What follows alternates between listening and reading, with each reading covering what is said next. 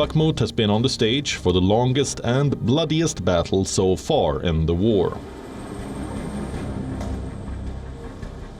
The reasons are both symbolic and strategic. Bakhmut is not just a part of Ukraine's territory, it is also seen as a source of moral strength by the country's military forces. Bakhmut holds, a popular slogan on social media, celebrated the city's spirit in the face of war. And then there were some strategic reasons too. Defending the city helped Ukraine in damage control. By keeping the Russian forces engaged here, it prevented them from getting deployed elsewhere on the front line. Ukraine's strategy was to exhaust Russian forces as much as they could. When I was in Bakhmut yesterday, our heroes gave me the flag, the battle flag, the flag of those who defend Ukraine, Europe, and the world at the cost of their lives. They asked me to bring this flag to you, to the US Congress, to members of the House of Representatives and senators whose decisions can save millions of people.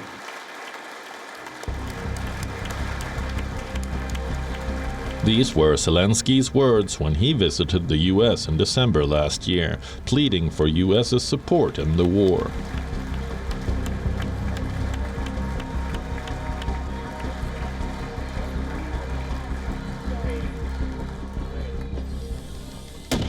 Losing Bakhmut at this crucial juncture might spark concerns among Ukraine's allies and possibly affect any external help it seeks to gain. In March this year, Zelensky had said that if Bakhmut fell, it could enable Russia to gather international support for a deal that might force Ukraine to make unfair compromises. Now, with Bakhmut under Russia's control, as per the declaration by the Wagner Group, what lies ahead for Ukraine? Will Zelensky's worst fears come true? The Russians, just like the Ukrainians, are observing strict secrecy about what their next moves will be. There is a lot of speculation about that, but I think I'll venture one safe guess.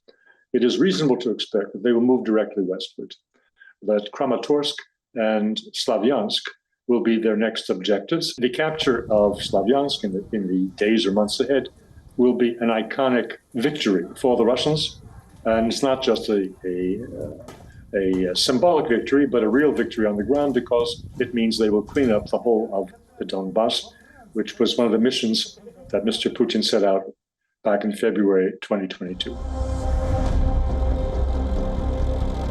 Russia has big territorial ambitions in Ukraine, especially the Donbass region. And in order to take control of this region, Russia needed to capture Bakhmut. A victory in Bakhmut would also open up a path to Slavyansk and Kramatorsk, key cities in Ukraine. Kramatorsk is the administrative center of Donetsk, also one of eastern Ukraine's most important industrial centers. For Ukraine, it's been a symbol of resistance to Russian aggression. For the Wagner Group in particular, which is actually doing the fighting, it's been a symbol of its own potency and of its contribution to the Russian effort. More strategic importance, of course, it enabled the Russians to penetrate Ukraine even further, and that, of course, was important to them. And that was another reason why the Ukrainians resisted so strongly. Obviously, another city falling to the Russians. Remember, the Russians haven't taken a city in a long, long time now. We're talking about a war that's gone on for nearly a year and a half. And it was the Ukrainians that were taking cities back, not the Russians. But the big question is, why did Russia involve Wagner Group, a Russian private mercenary outfit that has been waging a ferocious fight for Bakhmut since last year?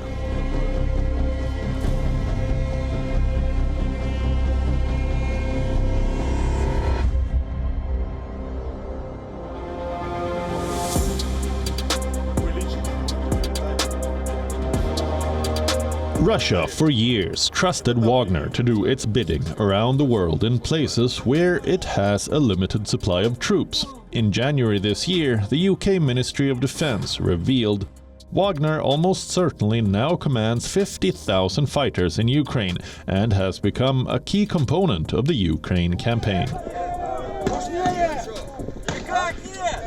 This number was apparently 5,000 before the invasion. It says the organization started recruiting in large numbers last year because Russia had trouble finding people for the regular army. The Wagner Group is a transnationally organized criminal group that is selling itself off as a private military corporation. It operates under the direct command and control of the Kremlin. The Wagner Group is supposedly a private group. It's closely tied to the defense ministry. It does Russia's dirty work. The first whispers of the Wagner Group emerged in 2014, when Russia annexed Crimea and seized territory in parts of Donetsk and Luhansk in eastern Ukraine.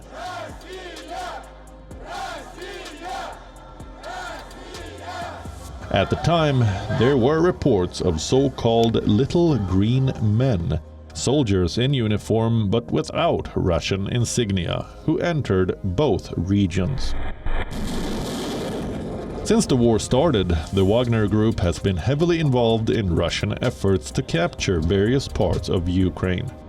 German intelligence says Wagner mercenaries may also have massacred civilians in Bucha in March 2022. Back in Bakhmut, the group supplied tens of thousands of men from Russian prisons to Moscow's war effort in Ukraine. Their brutal tactics are believed to have resulted in high casualties on the battlefield. Wagner provides every possible help to Russia, from security training and political and military advice to intelligence collection, influence operations, and combat operations. But there are limits to what the Wagner Group is capable of without adequate warfare resources. On the 5th of May this year, Yevgeny Prigozhin, the chief of Wagner Group, who is viewed as being close to the Kremlin, threatened to pull out his soldiers from the city of Bakhmut, citing high casualties and ammunition shortages. Нести без боеприпасов потери в Бахмуте, бесполезные и неоправданные, мои парни не будут. Поэтому с 10 мая 23 года мы выходим из населенного пункта Бахмут. However, in recent days, the Wagner chief made another declaration and claimed to have captured Bakhmut fully. What's surfacing now are conflicting statements from the two sides on the status of Bakhmut. From dwindling ammunition to capturing Bakhmut within a span of 2 weeks is no mean feat.